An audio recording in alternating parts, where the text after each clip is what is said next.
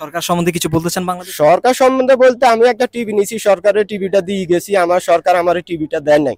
বাংলাদেশ শেখ হাসিনা সরকার, আমি 14 বছর ধরে দেশে গেছি, একটা টিভি নিছিলাম, এখনো টিভিটা এয়ারপোর্টে আছে। তখন আমায় বললো যে 10,000 টাকা দিতে হলে টিভিটা নিতে হইব।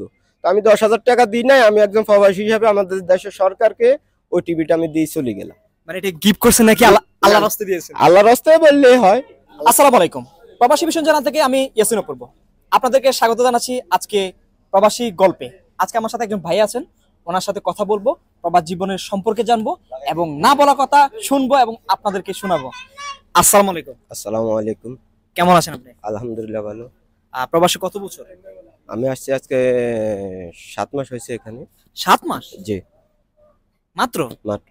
এর আগে কোথায় ছিলেন? এর আগে আমি মালয়েশিয়া ছিলাম। মালয়েশিয়া? জি। আচ্ছা, প্রবাসী ছিলেন? প্রবাসী ছিলাম। তাহলে প্রবাস সম্পর্কে তো আপনার অনেক আইডিয়া। জি। প্রবাস জীবনটা আসলে কেমন লাগে? অনেক দুঃখের, অনেক কষ্টের জীবন। আমি তো মনে হচ্ছে বলবেন যে অনেক ভালো লাগে। না না না, এসে আজকে 6 থেকে 7 মাস মনে করেন জীবনটাই ব্যর্থতা। পুরা শহরে ঘুরতে আসি একটা সার্কি জীবনের জন্য, কিন্তু কোনো মিলতেছে না, অনেকটাই কষ্ট। মালয়েশিয়া কি করছেন? মালয়েশিয়া কনস্ট্রাকশনে কাজ করছিলাম আর রিফারিং এর। এখানে কি সেটা পাচ্ছেন না? জি না। আচ্ছা, এখন বর্তমানে কি করতেছেন? এখন বর্তমানে একটা রেস্টুরেন্টে আছি আর। রেস্টুরেন্ট? জি। তো ওইটার থেকে তো আমার মনে হয় যে রেস্টুরেন্ট আছে এটাই ভালো। হ্যাঁ ভালো হইলো তো, ডিউটি অনেক নাম্বার ডিউটি। ও নাম্বার ডিউটি, অনেক ডিউটি নাম্বার। আচ্ছা, মানে টাকার দিক থেকে কি আসলে ওই সেকশনে টাকা বেশি নাকি এখন যেটা করতেছেন এটাতে বেশি? না, ওই সেকশনে টাকা বেশি ছিল, এখানে অত বেশি না, এই দেশে অত বেশি বেতন না।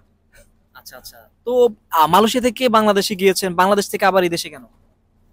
বাংলাদেশে তো কিছু করার মতো কোনো ক্যাপাসিটি দেখতেছি না। যাই গরুর ব্যবসা করলাম, ওইখানে লস আর লস, লস আর লস, মার খাইতে খাইতে দ্যাট হয়ে গেছে, আর জমি বেশি এই দেশে আইছি। আচ্ছা, মালয়েশিয়া থেকে বাংলাদেশে গিয়ে গরুর ব্যবসা করে লস খেয়ে আবার চলে আসছে ইউনাইটেড আরব আমিরাত।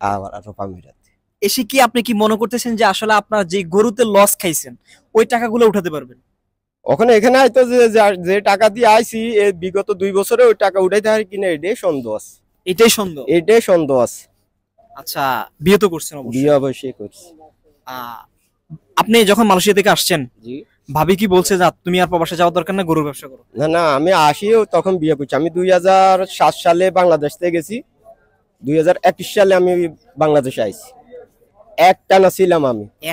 একটানা ছিলাম। টাকা তো অনেক কামাইছেন। টাকা ওইখানেও সমস্যা, ওইখানে পুলিশ অনেক দর ফাক্কর করে, টাকা দড়ি খাইয়েলায়, এই হইলো সমস্যা।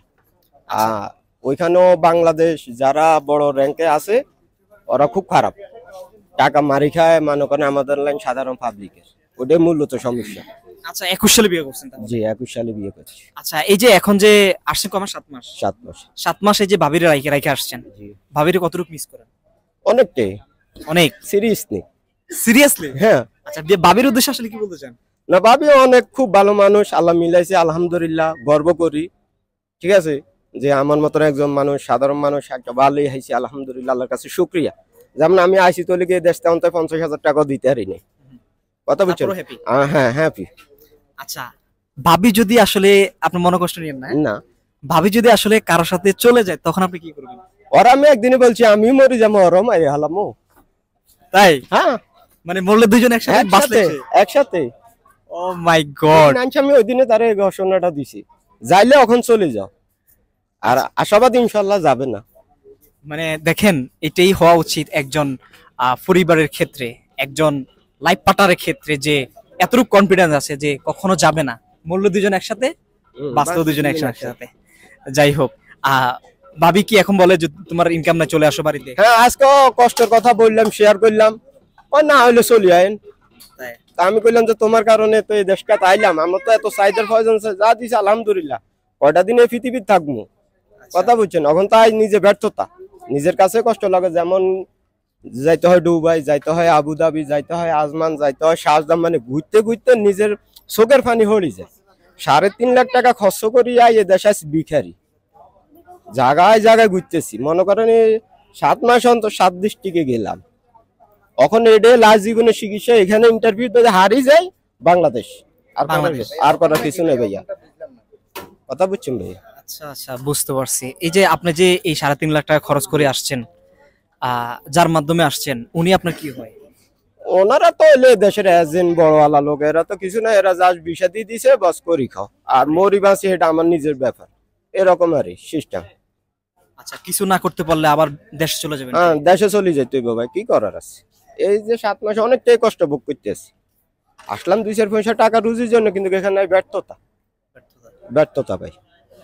আচ্ছা, যারা নতুন আসতে চায় আসলে তাদের উদ্দেশ্যে কি বলতে চান? আমি মনে করি যে দেশে বিদেশ জীবনটা অনেক কষ্টের জীবন, কিলাম মালয়েশিয়ার লাইফের জীবনটা কাটাইছি, ব্যর্থতা ইয়েছে ভালো। বাংলাদেশে তাই রিক্সা চালিয়ে খাইলে অনেক শান্তি, অনেক শান্তি আছে ভাই। আমরা কয়টা টাকা হাই, কত কষ্ট করন লাগে দেশে। আপনার কি এখন মানে আসলে বাড়িতে যাওয়ার জন্য ইচ্ছে করে? হ্যাঁ, আমার বাড়ি যাওয়ার ইচ্ছে করে, এখন কি করবো, অন্তত আশাবাদী যে হুঁজিটা উঠাই, যে টাকাটা দিয়েছি ওই টাকাটা উঠে থাকলে মনে করেন চলে যেতেই বাধ্য। থাকাটা তো মানে মন মানসিকতা নয় ভাই, মানে প্রবাস জীবন ভালো লাগে না আর ভাল লাগে না ভাই। বাঁচুন কয়টা দিন, আচ্ছা আচ্ছা কথা বুঝেন না, কয়দিন বাস। আচ্ছা, টাকার হিসে ঘুরি, 14 বছর কাটাই দিছি, চুল হাই গেছে বিদেশ থাই, মানে চুল সব হারিয়ে ফেলছে? চুল হয়ে তার না হারাই হালাইছি, টাকা পাই নাই, মগর চুল চলে গেছে, জীবন জৈবনটা চলে গেছে কষ্টের হিসে। আচ্ছা, যাই হোক, আজকে আপনি কথা বলছেন আমাদের প্রবাসী ভীষণ চ্যানেলের সাথে। এই যে আপনি কথাগুলো বললেন, আসলে আপনার কাছে কেমন লাগলো? না, অনেক খুব ভালো লাগলো, আপনারা আসছেন, মনটা একটু ফ্রেশ লাগলো, আপনারা আসছেন। এটা বাংলাদেশ টিভিতে উঠাইবেন, সরকার দেখো কিভাবে যে প্রবাসী জীবনটা কষ্টের জীবন, অনেক দুঃখের জীবন। সরকার সম্বন্ধে কিছু বলতে চান বাংলাদেশ? সরকার সম্বন্ধে বলতে, আমি একটা টিভি নিছি, সরকারের টিভিটা দিয়ে গেছি, আমার সরকার আমার টিভিটা দেয় নাই। বাংলাদেশ শেখ হাসিনা সরকার, আমি 14 বছর ধরে দেশে গেছি, একটা টিভি নিছিলাম, এখনো টিভিটা এয়ারপোর্টে আছে। তখন আমায় বললো যে 10,000 টাকা দিতে হলে টিভিটা নিতে হইব। তো আমি 10,000 টাকা দিই নাই, আমি একজন প্রবাসী হিসাবে আমাদের দেশের সরকারকে ওই টিভিটা আমি দিয়ে চলে গেলাম। মানে এটা গিফট করছেন নাকি আল্লাহর রাস্তায় দিয়েছেন? আল্লাহর রাস্তায় বললেই হয়, আল্লাহর রাস্তায়। হ্যাঁ, আমি 32 ইঞ্চি একটা সনি টিভি নিছি, টিভিটা আমার এখনো এয়ারপোর্টে আছে। তারপরে আমি আর টিভিটা নিই নাই, যেমন আমরা সরকার বলতেছে দেশের অনেক কিছু করে, প্রবাসীরা অনেক কিছু করে, তো আমি ঘাটতি বই একটা টিভি নিলাম, মনে করেন ওই টিভিটা নিয়ে গেল, আমার দেয় নাই। এ হইলো আমাদের দেশের সরকার, এই দেশে হইলো আমাদের দেশের নীতি। আমি এই বিষয়ে একটু অ্যাড করতে চাই ভাইয়ের সাথে, যে আমরা প্রবাসী যারা, আচ্ছা আমাদের টাকাগুলো কোথায় যায়? বাংলাদেশে তো নাকি? বাংলাদেশে যায়।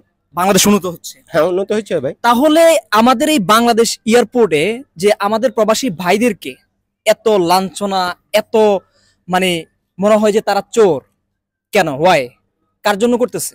দেশের জন্যই তো। অবশ্যই আমার ব্যক্তিগত পক্ষ থেকে এবং প্রবাসী ভাইদের পক্ষ থেকে আকুল আবেদন থাকবে, আমাদের প্রবাসীদেরকে সম্মান করতে শিখুন, আমাদের প্রবাসীদেরকে ভালোবাসতে শিখুন। এয়ারপোর্টে গেলে যারা ভিআইপি আছে তাদেরকে ভিআইপি না ভেবে অবশ্যই যারা এই কাজ করে রেমিটেন্স পাঠাচ্ছে তাদেরকে সম্মান করা উচিত, তাদেরকে ভিআইপি ভাবা উচিত।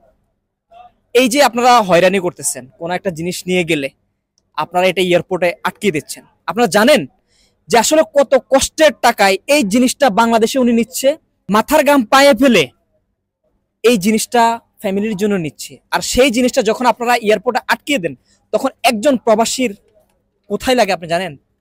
কলিজায় লাগে। আপনারা কেউ বুঝবেন না যারা উঁচু উঁচু জায়গায় বসে আছেন। তাই বলবো, সবসময় প্রবাসীদেরকে সম্মান করতে শিখুন, মর্যাদা দিতে শিখুন, কারণ প্রবাসীরা এই বাংলাদেশের জন্যই কষ্ট করে। যাই হোক, আপনার সাথে কথা বলে ভালো লাগলো। আপনার যেন সুন্দর সুস্থভাবে এই প্রবাসে যেভাবে আসছেন আপনার স্বপ্ন পূরণ করে যেন আবার দেশে যেতে পারেন। ভালো থাকবেন। আসসালামু আলাইকুম। আসসালামু আলাইকুম।